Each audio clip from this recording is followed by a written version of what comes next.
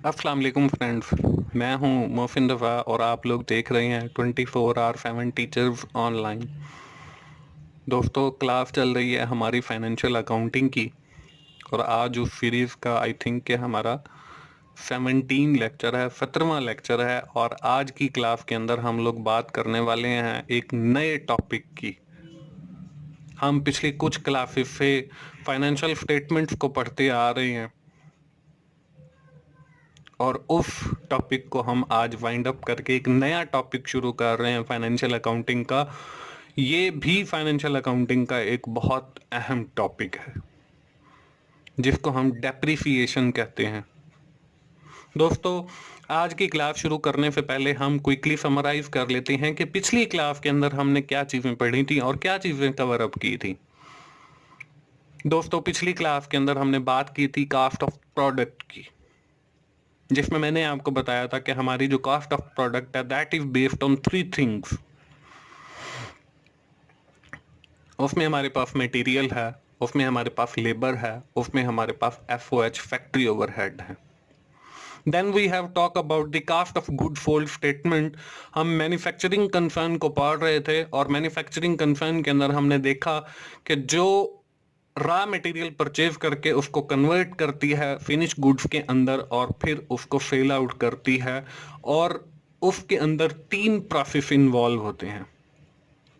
उसमें हमारे पास एक मटेरियल है, एक हमारे पास वर्क इन प्रोसेस है और एक फिनिश गुड्स है। तो हम तीनों की कॉस्ट को जब जमा करते हैं तो उसको हम कहते हैं cost of good sold statement, कि हमारी उन चीजों की कॉस्ट कितनी है जिनको हम फरोख्त कर रहे हैं। Then we have to determine the net profit और नेट लॉस फ्रॉम दैट। उसके साथ ही मैंने आपको एक cost of good sold statement की एग्जांपल भी दिखाई और उसको cost of good sold statement हम कैसे बनाते हैं वो भी बनाना सिखाया। At the end of our previous class मैंने आपको एक एक्सरसाइज भी दी थी। मुझे उम्मीद है कि सारे दोस्तों ने वो एक्सरसाइज कर ली होगी। अगर किसी को कोई कंफ्यूजन है तो वो मुझे कमेंट कर सकता है, मैं इंशाल्लाह उसे पूरी कोशिश करूंगा कि समझा सकूं। दोस्तों, यहां तक तो थी हमारी पिछली क्लास। हम देख लेते हैं कि आज की क्लास में हम लोग क्या बात करने वाले हैं। दोस्तों, आज की क्लास के अंदर हम देखेंगे कि डेप्रिसिएशन क्या होती है, डेप्रिसिएशनेबल एसेट क्या होते हैं, अक्यूमुलेटेड डेप्रिसिएशन क्या होती है, यूजफुल लाइफ ऑफ एसेट से क्या मुराद है, और अमोर्टाइजेशन क्या होती है। तो चलिए हम अपनी क्लास शुरू करते हैं और सबसे पहले देखते हैं कि डेप्रिसिएशन होती क्या है। Depreciation is a systematic allocation of cost of a depreciable asset to expense over its useful life। कि हम किसी भी एसेट की सिस्टमेटिकली एलोकेशन करते हैं उसकी कॉस्ट की, कि हमने उसका कितना पोर्शन इस्तेमाल किया है डेप्रिसिएबल एसेट का उसकी लाइफ के साथ। We have charge this expense to the profit and loss account, और फिर हम उस अखराजात को प्रॉफिट एंड लॉस अकाउंट का हिस्सा बनाते हैं। इसको आसान अल्फाज में समझाने के लिए दोस्तों मैं एक एग्जांपल आपसे शेयर कर लेता हूं कि हमारे पास एक मोटरसाइकिल है जी। वी हैव कंसीडर दैट कि ये हमारे पास 10 साल चलेगी। अब जब हमारा 10 साल खत्म होंगे तो हमें एक नया मोटरसाइकिल खरीदना पड़ेगा। तो हम क्या करते हैं, हम हर साल जितना उस मोटरसाइकिल का पोर्शन इस्तेमाल किया है वो निकाल कर अलग रखते रहते हैं उतने पैसे, और फिर जब उसकी यूजफुल लाइफ 10 साल खत्म होती है तो हम उन पैसों से एक नया मोटरसाइकिल खरीद लेते हैं। फॉर एग्जाम्पल, हमारे पास जो मोटरसाइकिल है वो 1 लाख का है और यूजफुल लाइफ जो है वो 10 साल है। तो हम हर साल 10,000 रुपए निकाल कर अलग रखते रहेंगे और जब हमारे 10 साल पूरे होंगे तो हम जो है उससे एक नया मोटरसाइकिल खरीद सकेंगे। तो दोस्तों, ये जो सिस्टमैटिक एलोकेशन ऑफ कॉस्ट है किसी भी डेप्रिसिएबल एसेट्स की, उसको हम डेप्रिसिएशन कहते हैं। अब इसमें हम बार बार एक वर्ड यूज कर रहे हैं, डेप्रिसिएबल एसेट। कि डेप्रिसिएबल एसेट्स क्या हैं? The assets on depreciation is charge is known as depreciable assets. ऐसे तमाम एसेट्स जिसके ऊपर डेप्रिसिएशन चार्ज होती है वो सारे के सारे डेप्रिसिएबल एसेट्स कहलाते हैं। उसमें हमारे पास लैंड है, उसमें हमारे पास बिल्डिंग है, उसमें हमारे पास व्हीकल है, उसमें हमारे पास प्लांट है, उसके अंदर हमारे पास फर्नीचर है, उसके अंदर हमारे पास मशीनरी है, उसके अंदर हमारे पास ऑफिस इक्विपमेंट है। उसके अलावा अगर कोई एसेट है जिनके ऊपर डेप्रिसिएशन चार्ज होती है तो वो सारे के सारे डेप्रिसिएबल एसेट्स कहलाते हैं। एक इसमें नोट दिया हुआ है, no depreciation is charge for land, कि लैंड के ऊपर कोई डेप्रिसिएशन चार्ज नहीं होती है। इसकी क्या वजह है दोस्तों? हमारे जितने भी डेप्रिसिएबल एसेट्स हैं, चाहे वो बिल्डिंग है, प्लांट है, मशीनरी है, इनकी जो वैल्यू है with the passage of time जो है वो डिक्रीज होती चली जाती है जैसे जैसे हम उनका इस्तेमाल करते चले जाते हैं। हम अपनी वही पुरानी मोटरसाइकिल वाली एग्जांपल को ही देख लें तो जैसे जैसे मोटरसाइकिल की जो लाइफ है वो बढ़ती जाएगी तो उसकी जो वैल्यू है, उसकी जो मार्केट वैल्यू है वो कम होती चली जाएगी। लेकिन लैंड हमारे पास एक ऐसा एसेट है जिसकी जो वैल्यू है with the passage of time it may increases, वो बढ़ती चली जाती है। So that's why we not charge depreciation on it, हम उसके ऊपर डेप्रिसिएशन चार्ज नहीं करते हैं। ये तो हो गए जी हमारे डेप्रिसिएशन एसेट्स। अगली स्लाइड देखते हैं कि जी अगली स्लाइड में हमारे पास क्या है। अगली स्लाइड के अंदर है जी अक्यूमुलेटेड डेप्रिसिएशन। अब अक्यूमुलेटेड डेप्रिसिएशन क्या होती है? डेप्रिसिएशन तो ये होती है कि हमने जो एलोकेशन की है कॉस्ट की एक साल के अंदर, वो हमारी डेप्रिसिएशन हो गई। अब अक्यूमुलेटेड डेप्रिसिएशन क्या है? जब हम एक साल की डेप्रिसिएशन को अपनी पिछले साल की डेप्रिसिएशन के साथ जमा कर लेते हैं तो इसको हम अक्यूमुलेटेड डेप्रिसिएशन का नाम देते हैं। दोस्तों इसको समझाने के लिए मैंने एक एग्जांपल लिया। यहाँ पे आपको एक टेबल नजर आ रहा है।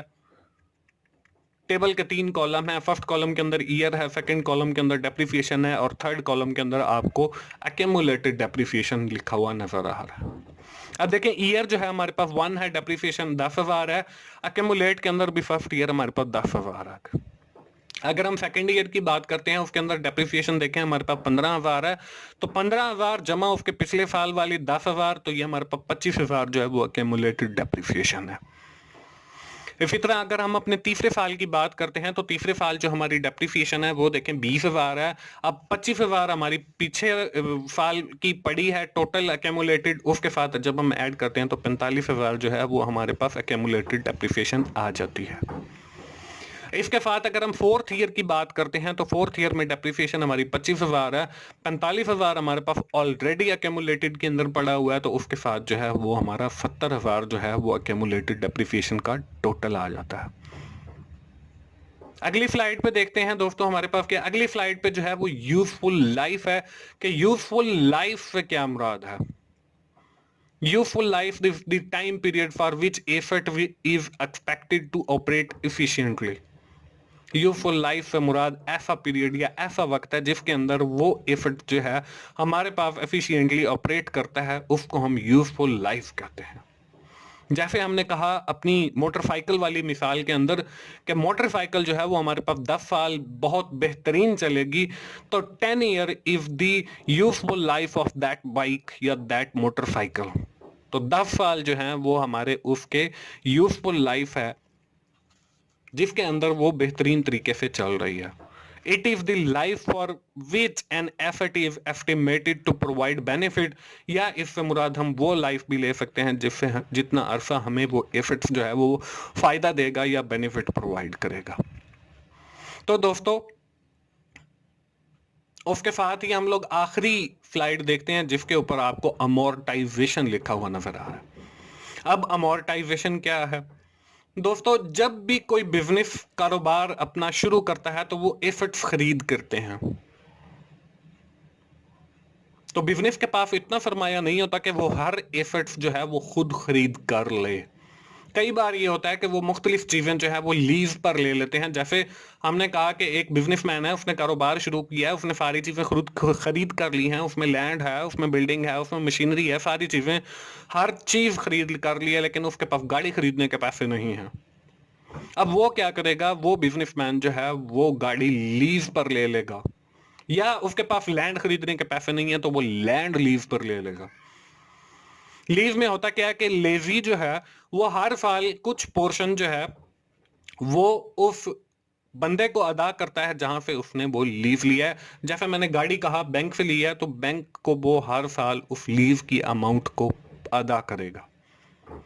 अगर उसने लैंड कहीं से लीज पर लिया, तो जैसे आपने सुना होगा कि 100 साल के लिए जो है वो टीएमओ ने जो है वो दुकानें लीज पर दे दी हैं, हर साल जो है वो इतना लीज इतना किराया जमा करवाएंगे। तो the portion which the businessman paid to that company from which he get that asset, वो पोर्शन जो उसने उस कंपनी से खरीदा है, उसकी जितनी मालियत बनती है उस एसेट के अगेंस्ट वो जो अदायगी करता है उसको अमोर्टाइजेशन कहते हैं। हमने कहा कि जी एक आदमी ने बिजनेस शुरू किया है, उसने 1,20,000 की जो है लैंड लीज पर ले लिया है 1 साल के लिए। हर साल जो है वो 10,000 रुपये जमा करवाएगा, तो 1 साल वो जो उसने पोर्शन जमा करवाया है उस एसेट्स का लीज का, तो that portion will called amortisation. वो जो 10,000 की अमाउंट है वो उसकी अमोर्टाइजेशन कहलाएगी। दोस्तों आज की क्लास के अंदर जो है हम लोगों ने बात अपनी शुरू की डेप्रिसिएशन से। हमने देखा कि सिस्टमैटिक एलोकेशन जो है किसी भी एसेट्स की जो कॉस्ट है उसको हम डेप्रिसिएशन कहते हैं। उसके साथ हमने देखा डेप्रिसिएबल एसेट्स कौन से होते हैं जिनके ऊपर डेप्रिसिएशन चार्ज की जाती है। उसके साथ हमने यूजफुल लाइफ का एक कॉन्सेप्ट देखा।